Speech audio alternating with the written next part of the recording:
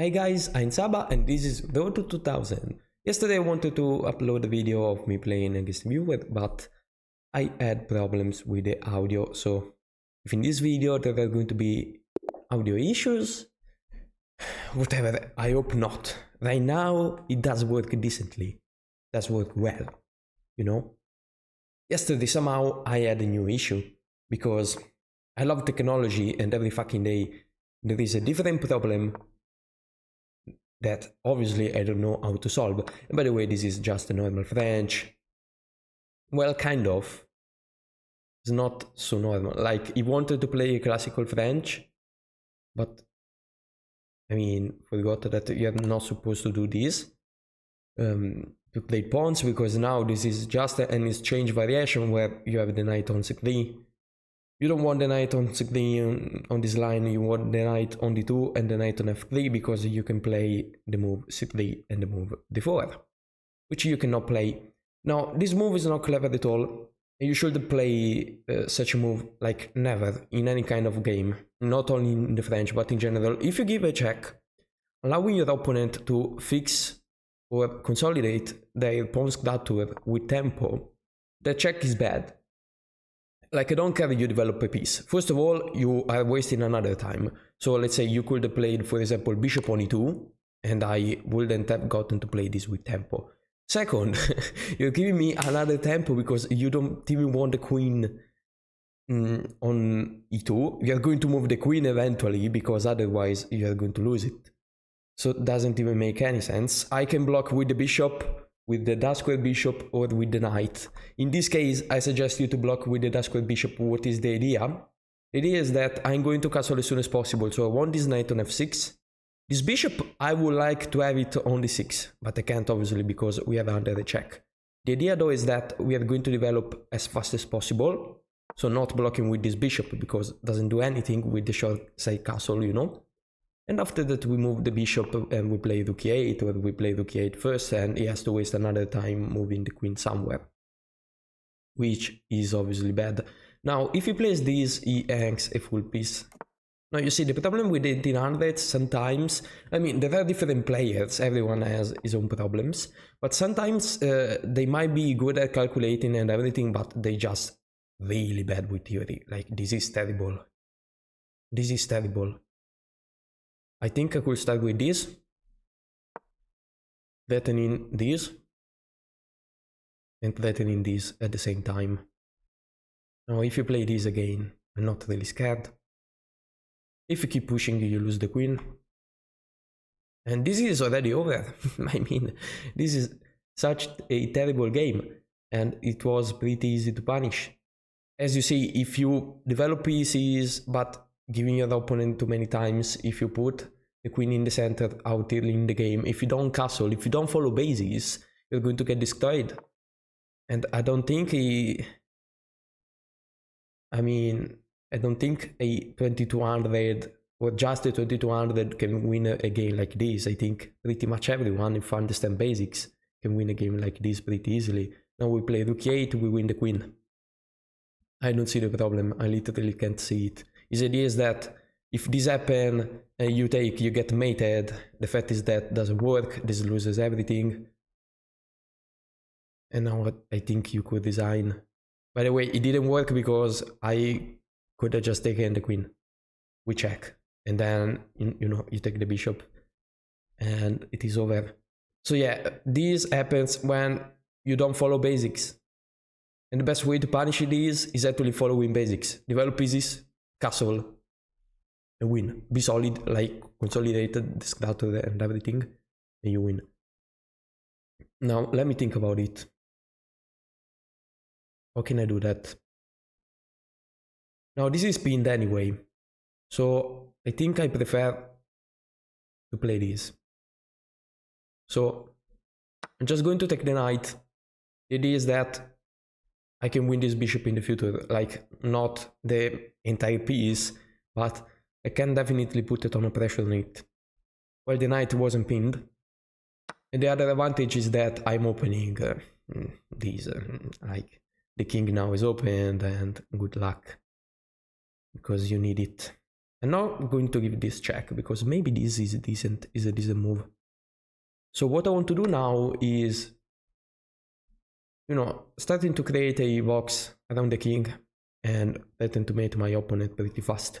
The next move might be queen a5. So after queen a5, you are in a lot of trouble, because if you try to defend the bishop, you actually get mated. So as you can see, this bishop is pretty useful indeed. What you can do now, I don't even know. You can't even try to deal with this bishop, because if you move this, you are going to lose the queen. If you move the queen, you waste a really important tempo. If you play this comes anyway. Literally comes anyway, and I'm planning to mate you anyway. If you play this, I play this, and comes anyway. So I'm really wondering what I'm missing at this point. If you sacrifice, you don't even have a check with the queen. So there is literally nothing. I think I have two moves, playing this, I mean, or just developing random stuff, but this has to be the by far best move. There is no way this move is bad or doesn't work. This has to be incredible. You don't even have wide discoveries on the rook. There is absolutely nothing to do in a position like this. The best try, I guess, is to move the rook somewhere so that you don't get mated. Let's say rook there. I give you check, you move. But in any case, this is just painful to watch. If that actually happens, I think I'm just going to develop pieces. Because, I mean, I can just do nothing and be completely winning. I mean, if I don't have pieces to attack, to be fair, I'm not going to win. So I need to develop as many pieces as possible. So this kind of makes sense. It's not a developing move. So I will play something like bishop on f5 maybe. Kind of makes sense. Bishop e6 if I prefer. And then knight d7. Alright, as I said, move the rook. Makes sense. Now I could give a check and play this. I mean, pretty good, I guess. Don't see why not. Before developing pieces, why not to, you know, that and not mate, but I play this. This is the only defensive move and I win the queen. So I guess this is good too. If you play this, like right now, I think I can just pin the bishop. Queen is hanging. This is coming. I don't know, you might play this with the idea that if I play this move, you can defend. At that point, I might even trade everything, because I will be completely winning, but I feel like there has to be something better than that. Like, there has to be. I don't know what, but there has to be. Oh, now that I think about it, if you play this, you actually lose the queen on the spot. So yeah, that is definitely better. Yeah, and now that I think about it, the best move is actually sacrificing the queen. Because whatever you do, you're going to lose the queen. So the best move is this. And I don't know, knight on e2, still defending the bishop. I'm going to put more pressure on the bishop, obviously, and try to find a way to remove the defender and to mate my opponent. So before you guys say, well, you are 2200, obviously you won this easily. I think, like, I genuinely think, like, be honest, did I play something difficult? Did I play something difficult? I just developed pieces, castled, and won the game. Because of that, because my opponent didn't. Look at that. So, do you actually think he gets a 2200 to win a game like this? Like, to punish these mistakes? I don't think so. So before you say something like, well, for you it's easy, I think, like, maybe not everyone can do this, but if you are, I don't know, 1500, I think you can do this easily. If you think I'm wrong, please let me know in the comment. But I don't think I am. So let's just develop pieces, I guess. What is the punish for this? There isn't. So I just develop pieces. If you move the bishop, I win the rook. If you move the knight, trying to be clever at everything, I mean, I'm up 300 pieces, so I can even sacrifice the queen for the rook is not a problem. But I believe I can save the queen. So that's why I play this. If I remove this, I think there is a way to save the queen somehow. For example, if you take this way, I just save the queen this way.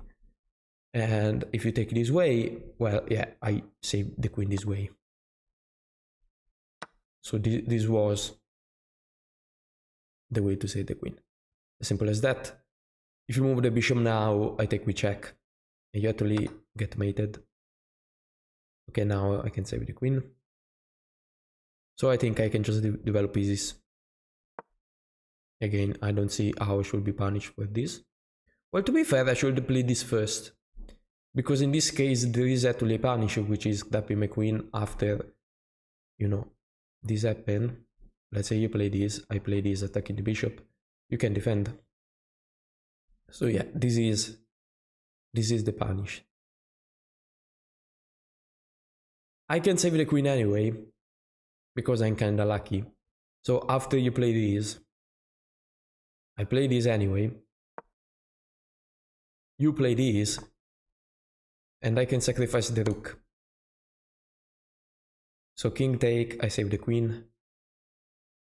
If you move the king somewhere, I just take the pawn with check. So in this case, instead of giving a queen for the rook, I'm just giving a rook for a piece and one pawn, which is obviously more than fine, especially in a position like this where I'm up 8 points of material. I guess I can live with that. Let's put it this way. Now, keep bringing pieces into the attack. This comes with check, and actually with checkmate. Play this, you move, checkmate. I struggle to see this a move for you now.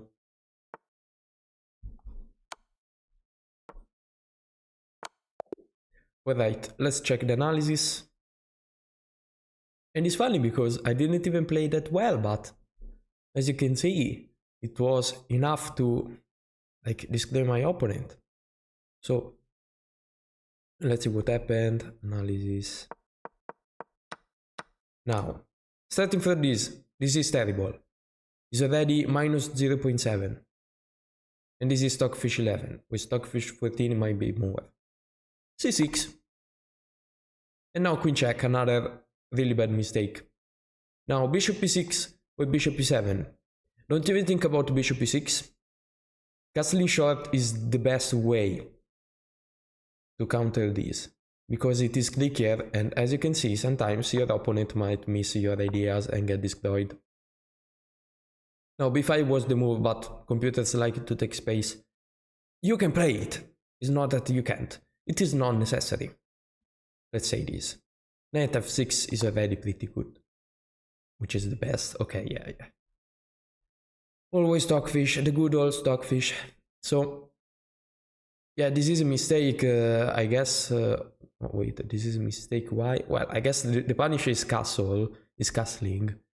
It's saying d4, but d4 you can cover like this. No, I don't like it. Like, come on, guys. Castle, completely lost. You are completely lost now. There is nothing you can do about this. You just go back and win everything. I mean, there is nothing to see, honestly, in this analysis. It was just a slaughter. And what I had to do was just following basis. Okay, in this case, there is a bit of tactics, but if you don't see this idea, you are still up +5. Like, you have 5 points of material more. You have the exchange. No, what? You have a full rook? You have a full rook? I think that's fine. You don't need to be a tactical genius to win something like this, in my opinion. So yeah, but let me know your opinion in the comments, obviously, and please be kind. So that's it for today, guys. I hope you enjoyed the video and that it was helpful, and see you soon with another one.